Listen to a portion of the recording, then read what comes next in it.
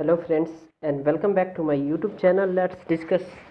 Friends, आज हम पढ़ेंगे क्लास 10th विषय सामाजिक विज्ञान, जो कि वर्कशीट नंबर 60 है। और यह वर्कशीट आपका 1/12/2020 यानी 1 दिसंबर 2020 के लिए है। तो आइए इसे प्रॉपर वे में डिस्कस करते हैं। आज आपका जो चैप्टर है विकास है, जिसमें जो इम्पोर्टेंट क्वेश्चन है उसका पुनरावृत्ति है। तो उसका जो पुनरावृत्ति है इसे हम अच्छे से डिस्कस करेंगे। इसमें जो क्वेश्चन फर्स्ट है, देखिए, विभिन्न व्यक्तियों में विकास की धारणाएं अलग अलग क्यों होती है, व्याख्या कीजिए। क्वेश्चन नंबर सेकेंड है। इसी तरह क्वेश्चन नंबर थर्ड है, क्वेश्चन फोर्थ है, फिफ्थ है, सिक्स्थ है, सेवन्थ है, एट्थ है, नाइन्थ है, टेंथ है। उसके बाद आपका जो क्वेश्चन है स्रोत पर आधारित प्रश्न, क्या क्या है, स्रोत पर आधारित प्रश्न है। अनुच्छेद को पढ़कर निम्नलिखित के प्रश्नों के उत्तर दीजिए। यानी ये अनुच्छेद दिया हुआ है, इससे पढ़ करके आपको ये 4 क्वेश्चंस के उत्तर देने हैं। तो आइए इस सभी के आंसर को हम देखते हैं। चलिए, आपका जो सामाजिक विज्ञान कक्षा 10 आसान शब्दों में उत्तर है। देखिए, क्वेश्चन नंबर फर्स्ट जो आपका था, विभिन्न व्यक्तियों में विकास की धारणाएं अलग अलग क्यों होती है, व्याख्या कीजिए। तो विभिन्न व्यक्तियों में विकास की धारणाएं से अभिप्राय है कि पर्यावरण को नुकसान पहुंचाए बिना विकास करना, अर्थात वर्तमान पीढ़ी की ज़रूरतों के साथ साथ भावी पीढ़ी की ज़रूरतों को ध्यान में रखना। इसकी जो व्याख्या है, जैसे कि आप देख सकते हैं, संसाधनों का विवेकपूर्ण उपयोग करना, ठीक है, नवीकरणीय संसाधनों का अधिकतम उपयोग करना और वैकल्पिक संसाधनों को ढूंढना, और संसाधनों के पुनः उपयोग व चक्रीय प्रक्रिया को बढ़ावा देना। क्वेश्चन नंबर आपका सेकेंड है, विश्व बैंक द्वारा उपयोग किए गए विकास मापदंड से यूएनडीपी द्वारा उपयोग किए गए विकास मापदंड किस प्रकार अलग है।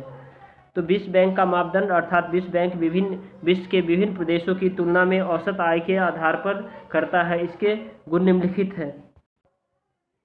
इसकी जो औसत आय की गणना करना आसान होता है, तुलना करना आसान होता है, इतना आसान है। और इसकी कमियां जो है, इसमें हर व्यक्ति की आय का पता नहीं चलता है और इसमें केवल आय के आधार पर ही तुलना की जाती है। उसके बाद आप देख पा रहे हैं यूएनडीपी का मापदंड, यूएनडीपी विश्व के विभिन्न देशों की तुलना आय चित्र तथा स्वास्थ्य के स्तर पर करता है। यानी दोनों में से यूएनडीपी का तरीका ज़्यादा बेहतर है, क्योंकि इसमें आय के साथ साथ, यानी आय आप ऐसे लिखेंगे, आय के साथ साथ शिक्षा और स्वास्थ्य को भी ध्यान में रखा जाता है। क्वेश्चन नंबर आपका थर्ड है, आर्थिक विकास के लिए साक्षरता क्यों आवश्यक है, व्याख्या कीजिए। आर्थिक विकास के लिए साक्षरता आवश्यक है। इसके से ज्ञान व दक्षता प्राप्त होती है, नई तकनीकों का प्रयोग बढ़ता है, लोगों में स्वास्थ्य, पर्यावरण आदि के प्रति जागरूकता बढ़ती है और नए नए उद्योगों को स्थापित करने की क्षमता बढ़ती है। क्वेश्चन नंबर जो आपका फोर्थ है, आपकी जेब में मौजूद धन उन सभी वस्तुओं और सेवाओं को नहीं खरीद सकता जिनकी आपको बेहतर जीवन के जीने के लिए आवश्यक है। क्या यह सत्य है, स्पष्ट कीजिए। यह सत्य है कि हम धन से उन सभी वस्तुओं को, सेवाओं को नहीं खरीद सकते हैं जिनसे हमारा जीवन बेहतर बनता है। जैसे कि हमारे बेहतर जीवन के लिए शिक्षा, स्वास्थ्य, सुरक्षा, समानता तथा स्वास्थ्य, पर्यावरण भी बेहद जरूरी है। संक्रमण बीमारियों से नहीं बचा सकता जब तक समाज कदम नहीं उठाता। जीवन की खुशियां मुद्रा नहीं खरीद सकती, अर्थात प्रदूषण मुक्त वातावरण नहीं खरीदा जा सकता है। अब हम क्वेश्चन नंबर जो फिफ्थ देखेंगे, भारत के ग्रामीण क्षेत्रों में बालिकाएं कभी कभी माध्यमिक स्तर की शिक्षा प्राप्त करने में सक्षम नहीं होती है। इनके 3 कारण। तो भारत के ग्रामीण क्षेत्रों में लड़कियां अपनी माध्यमिक शिक्षा पूरी नहीं कर पाती है। इसके पीछे निम्नलिखित कारण है। पितृसत्तात्मक समाज, जिसमें महिलाओं को कम आंका जाता है, अर्थात महिलाओं को डिवैल्यू किया जाता है। समाज में व्यापक लैंगिक भेदभाव होता है, यानी लैंगिक असमानताएं होती है। समाज में चल रही रूढ़िवादी सोच है। रूढ़िवादी सोच ऐसे होती है जो आप मतलब लड़कियों को कहते हैं लड़कियां घर के काम करेगी, लड़कियां खेल नहीं सकती है, लड़कियां पढ़ नहीं सकती है, लड़कियां वो घर के काम चूल्ही चौका करने के लिए होती हैं, ठीक है। समाज में चल रही रूढ़िवादी सोच को, लड़कियों को अधिक महत्व देना और लड़कों को अधिक महत्व देना और लड़कियों को कम महत्व देना, ये भी है। अब क्वेश्चन नंबर नेक्स्ट है, देश के विकास के लिए बेहतर सार्वजनिक सुविधाएं क्यों आवश्यक है, कि 4 सार्वजनिक सुविधाओं की व्याख्या कीजिए।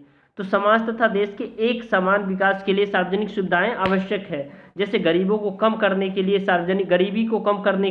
सार्वजनिक सुविधाओं की अति आवश्यक है। जैसे जल की उपलब्धता, सरकारी हॉस्पिटल, सरकारी स्कूल, ठीक है। उसके बाद अब क्वेश्चन नंबर है 7th, जो कि बहुत ही इंटरेस्टिंग क्वेश्चन है। सतत आर्थिक विकास क्या है? पर्यावरणीय क्षरण को रोकने के लिए 3 उपाय बताइए। तो सतत आर्थिक विकास वह है, यानी वह है जो पर्यावरण को बिना नुकसान पहुंचाए तथा आने वाली पीढ़ी को ध्यान में रखकर यहाँ लिखेंगे ध्यान में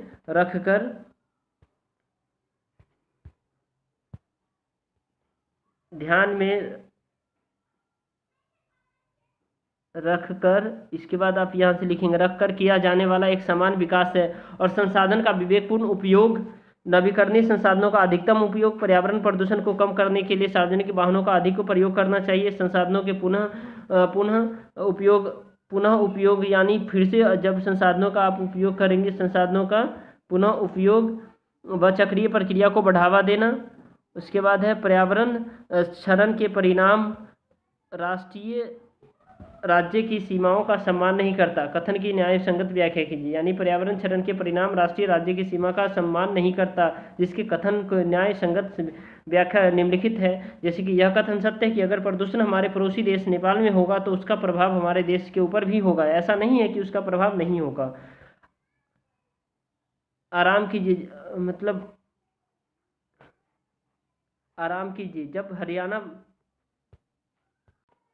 ये कटा हुआ है, जब हरियाणा पंजाब में पराली जलाई जाती है तब उसका के द्वारा हमारे दिल्ली में प्रदूषण बढ़ जाता है, तो इसका असर होता है। उसके बाद आप कह सकते हैं पर्यावरण का संरक्षण हम सब के लिए जिम्मेदारी है और इन सबको बचाना चाहिए। क्वेश्चन नंबर 9 है, बहुत ही आसान है। पृथ्वी के पास सभी की जरूरतों को पूरा करने के लिए पर्याप्त संसाधन है, लेकिन एक व्यक्ति के लालच को पूरा करने के लिए पर्याप्त संसाधन नहीं है। यह कथन विकास की चर्चा के लिए कैसे प्रासंगिक है? चर्चा कीजिए। तो संसाधन जीवन को जीने के लिए एक प्रथम स्तर होता है। यह सही है कि पृथ्वी, यहाँ क्या है, पृथ्वी आप लिखेंगे दोस्तों, थोड़ा मिस्टेक हो गया है, ठीक है, इसके लिए माफ़ी चाहता हूँ।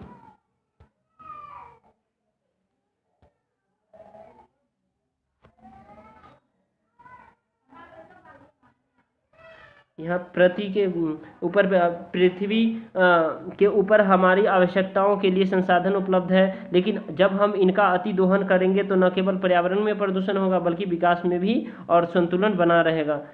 असंतुलन, अगर हम इसका अति दोहन करेंगे तो असंतुलन बना रहेगा। यहाँ क्या करेंगे? असंतुलन बना रहेगा। बढ़ता प्रदूषण गरीबी तथा अमीरी में भेदभाव का परिणाम होता है। अब हम स्रोत आधारित प्रश्न जो है ना करते हैं। इससे पहले क्वेश्चन नंबर हमारा 10 है, ये पहले देख लेते हैं। विकसित देशों और विकासशील देशों के बीच का अंतर उल्लेख कीजिए। तो विकसित देश और विकासशील देशों में अंतर निम्नलिखित है। नई तकनीकी व विकसित उद्योग होते हैं, विकसित देश का है ये, ठीक है। उच्च स्तरीय रहन सहन होती है, उच्च प्रति व्यक्ति आय होती है, साक्षरता दर अधिक होती है, लोगों की स्वास्थ्य स्थिति बेहतर होती है, अर्थात जन्म दर तथा मृत्यु दर पर नियंत्रण होता है। उसके बाद विकासशील देश जो है ना क्या होता है? विकासशील देश औद्योगिक रूप से पिछड़े हुए होते हैं, बिना निम्न प्रति व्यक्ति आय का होता है और साक्षरता दर कम होता है और सामान्य रहन सहन जीवन होता है और बेहतर स्वास्थ्य का अभाव होता है। अब हम क्वेश्चन नंबर नेक्स्ट देखेंगे।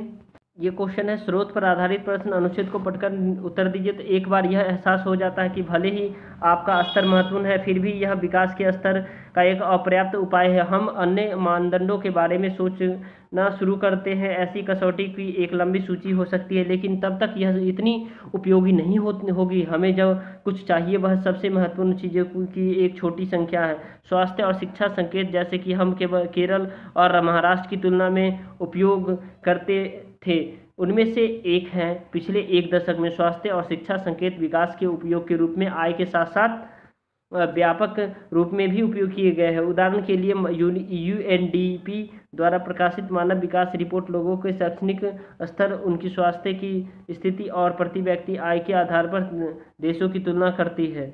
अब देखिए इसमें जो क्वेश्चंस है, इस सभी क्वेश्चंस के आंसर को देखते हैं। विकास का स्तर मापने के लिए आपका क्या आय का क्या स्तर अपर्याप्त क्यों है, और मानव विकास रिपोर्ट को कौन प्रकाशित करता है, और विकास के मापने के लिए संकेतों की एक सूची बनाइए और ऊपर दिए गए अनुच्छेदों का संक्षिप्त कीजिए।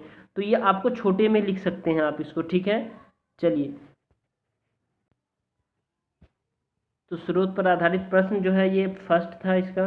इसमें से जो है ना आपको करना था, जैसे देखिए पहला था विकास का स्तर मापने के लिए आय का स्तर पर पर्याप्त क्यों है, क्योंकि अपर्याप्त है इसीलिए क्योंकि बेहतर जीवन जीने के लिए एक के साथ साथ शिक्षा, स्वास्थ्य, समानता इत्यादि जरूरत है। मानव विकास रिपोर्ट कौन प्रकाशित करता है, यूएनडीपी करता है। विकास के मापने के लिए संकेत को ही एक सूची बनाइए, तो आय, साक्षरता, जीवन प्रत्याशा। ठीक है, तो इस प्रकार आपको अगर ये वीडियो पसंद आया तो इस वीडियो को आप लाइक कर सकते हैं और हमारे चैनल को सब्सक्राइब कर सकते हैं ताकि आपको लेटेस्ट नोटिफिकेशन मिलते रहे। Okay friends, thank you. और कमेंट करना ना भूलें ताकि उससे मुझे मोटिवेशन मिलता है और मैं आपको वीडियो अच्छे तरीके से और बना कर देता हूँ।